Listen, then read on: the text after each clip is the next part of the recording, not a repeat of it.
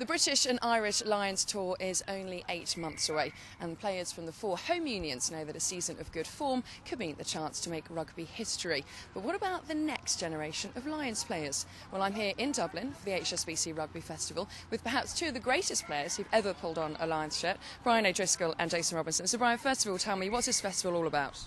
I suppose it's an exciting opportunity for kids to come out, get out of their houses, get a bit of exercise. Good Dublin weather, thankfully. Summer seems to be coming late, but just get involved in a team sport. Rugby is fantastic for that, for making friends and just enjoying yourselves. And great opportunity to kind of push the limits and enjoy victory with your friends. Now, Jason, tell me, how important is it for youngsters to train with their heroes? I think it's vital.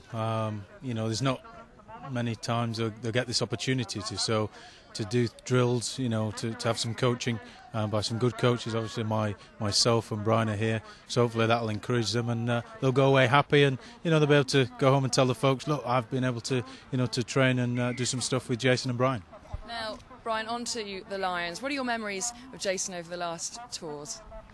Obviously, the overwhelming feeling is of disappointment, obviously, for not having won a series. Great memories, though, making new friends. Having roommates that you wouldn't have known otherwise. I met Jason in 2001 when we were put together, and we roomed together a few times. But you learn a lot more about one another. You learn the good and the bad when you're sharing rooms. So it's just the Lions is such a different entity than anything else. You can't compare it to international rugby, not to club rugby. It's so special, and that's why I think all the players really push hard for it to drive on, and people talk about the professional game changing, and how is there a room for Lions tours? There should always be room for Lions tours. Now, Jason, your memories of Brian on the Navy's tours? In the 2001 tour, obviously it was a massive thing for me, obviously for Brian as well, and I think the tour, other than we lost the series, I think it went very well for us. I think we were on fire at the time. Brian was in great form, and just like Brian said, so many great memories. Unfortunately, we've never won a series, so we're going to be looking now to the 2009.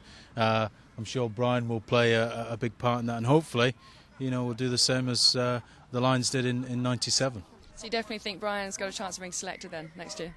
Well, Brian is no doubt one of the best players in the world, and the more games he gets under his belt, the better. He obviously was in good form last weekend, and he'll look to continue that into the autumn internationals and further. And Brian, do you think you should persuade Jason to come out of retirement for one last tour?